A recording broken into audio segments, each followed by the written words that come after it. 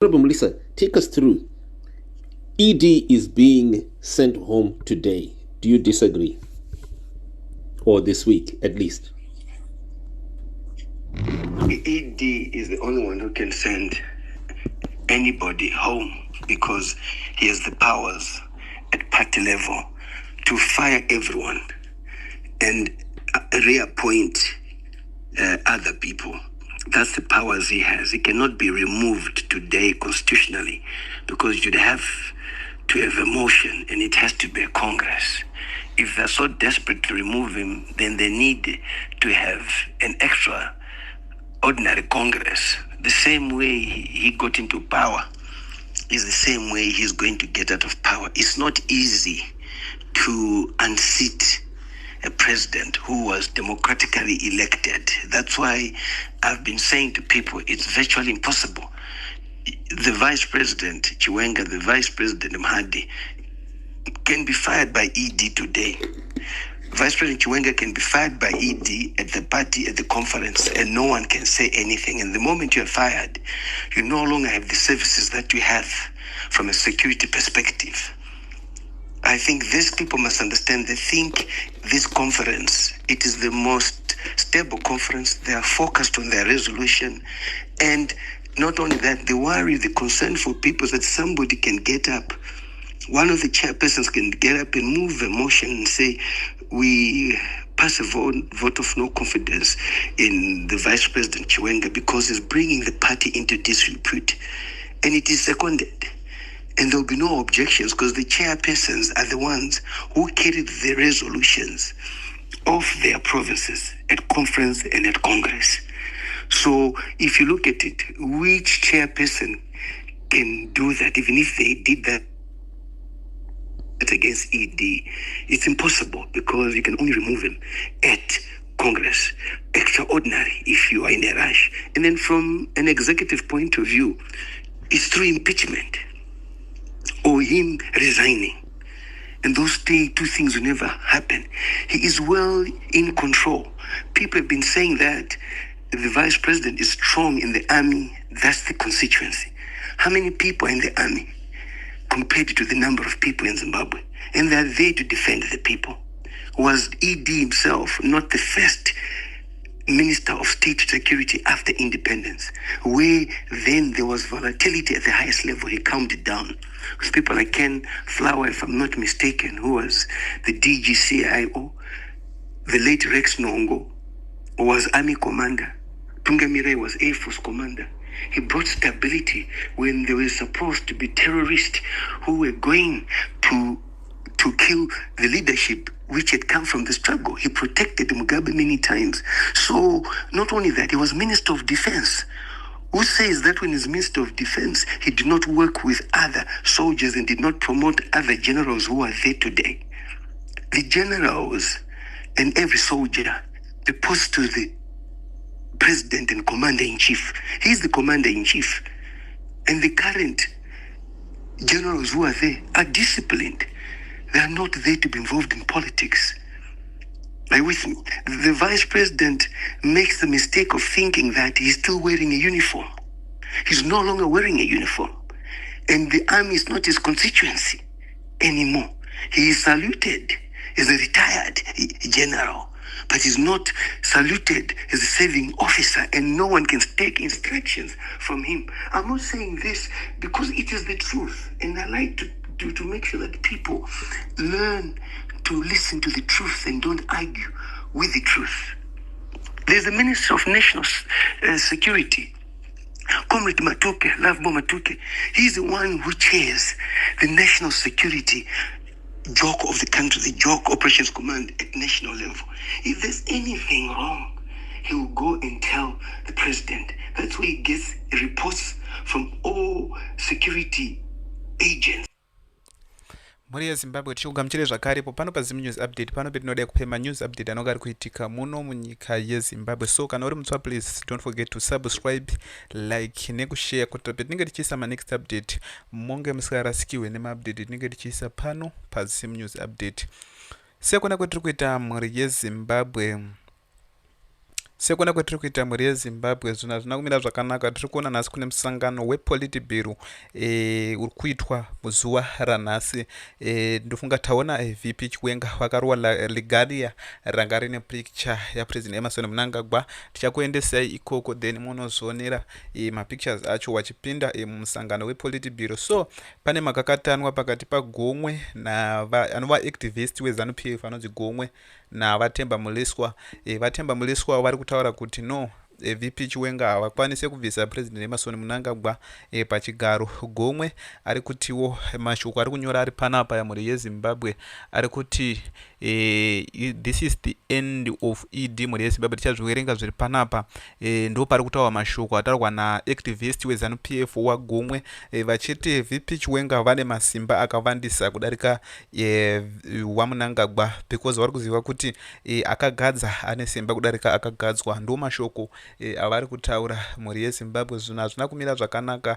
Kune musangano uri kutoitwa pari zvino wepolitibhiro unova wakamboitwa musi wa17 pakazobudiswa madhosiers paya mhuri yeZimbabwe. Zvino hazvina kumira zvakanaka. So tira kuti tiverenge tese then tozokuendesai kuZANU Patriots munoone ana president Emerson Mnangagwa vachiatenda vachipinda mumusangano wepolitibhiro kuZANU-PF headquarters. So tongoti kana uri muswa usave pano usina kusubscribe. Sekuona kwetiri kuita mhuri yeZimbabwe zvakanyorwa ponzi Vice President Constantino Chiwenga has arrived at the ZANU-PF headquarters in Harare for what is being described by insiders as the last Politburo meeting in the party history. Before the watershed transition. The event is cloaked in both colors and tensions and heavy political symbolism. Mhuri yeZimbabwe ndofunga muri kuzviona ndo zviri kunyorwa pano. Tichienda kumusoro kunoku, tiri kudzoka tichienda kumusoro kunoku, handi muri kuona, but Gomwe says this is Mnangagwa's final end.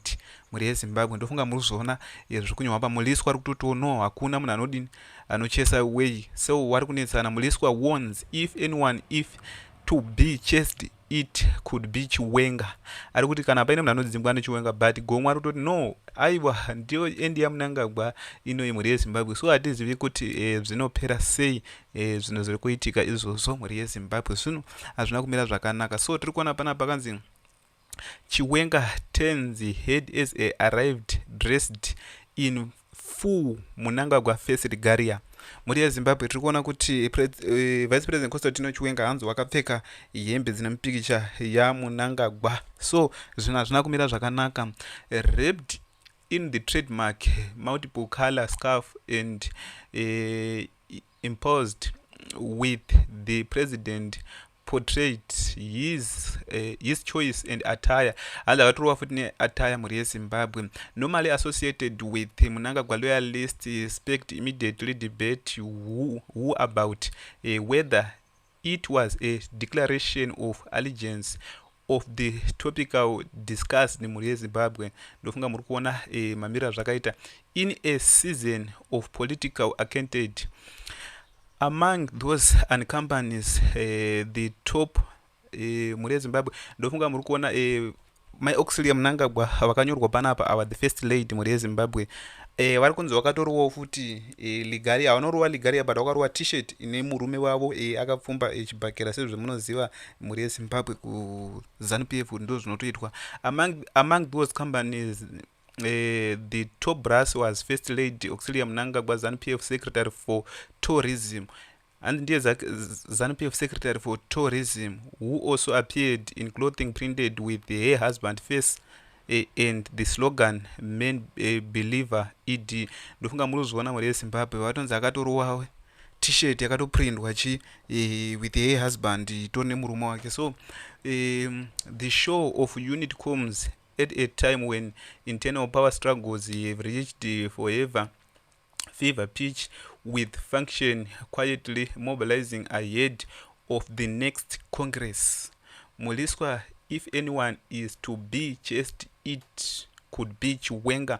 Ndo mashoko ari kunyorwa navamuliswa. So regedzai tiende kuZANU Patriots tunoone zviri kuitika ikoko mhuri yeZimbabwe kupoliti mbiri. Rekezai tione kuti zvakamira sei ku ZANU-PF headquarters. Tione kuti chii chiri kuitika. Ndofunga muri kuona ndo pa ZANU-PF Patriots apa muri yeZimbabwe. Tiri kuona pane 31 minutes inde ZANU-PF National People's Conference. Ndiri conference zviri kutaura zveida kuitwa kwaMutare. Ndo iri kugadziriwa muri yeZimbabwe kuti vanhu vange vachienda kuconference.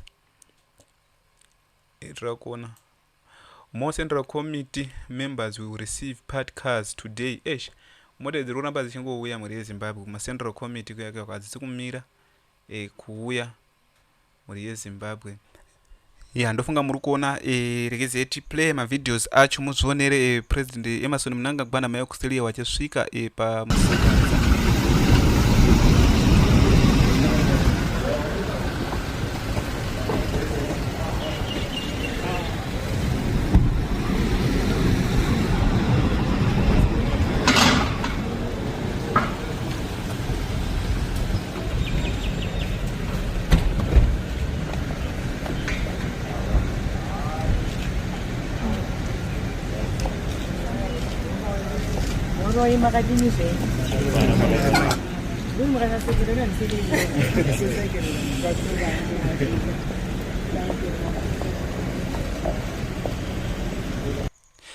Ndofunga muri kuona ndimai Australia Mnangagwa vari kupinda pamusangano wePolitburo pa ZANU-PF headquarters.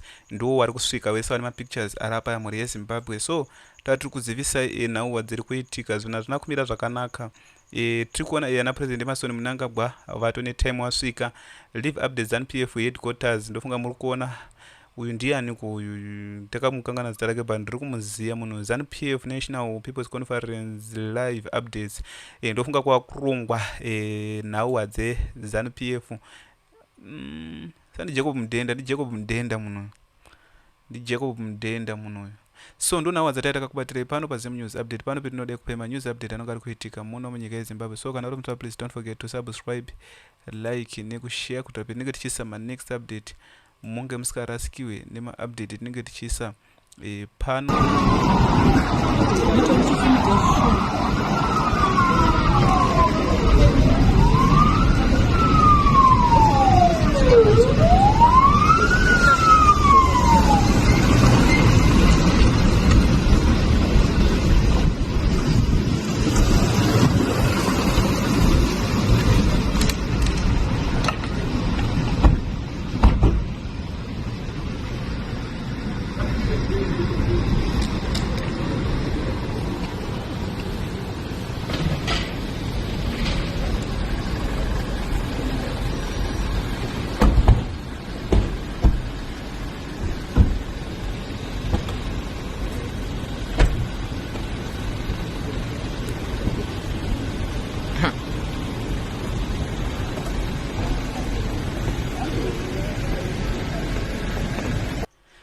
Handi munozoona muri yeZimbabwe kuti zvombo zvaVP Chiwenga zvawedzerwa muri yeZimbabwe. Kudhara bhuti risingatombovhurwi remotikari, but now muri kuzoona kuti pakutotowa mamwe mazibhegi pese pauri kufamba pari kutowa mamwe mazibhegi anonga ine mazipfuta pfuti dzemabhegi dzinomira zvakanaka.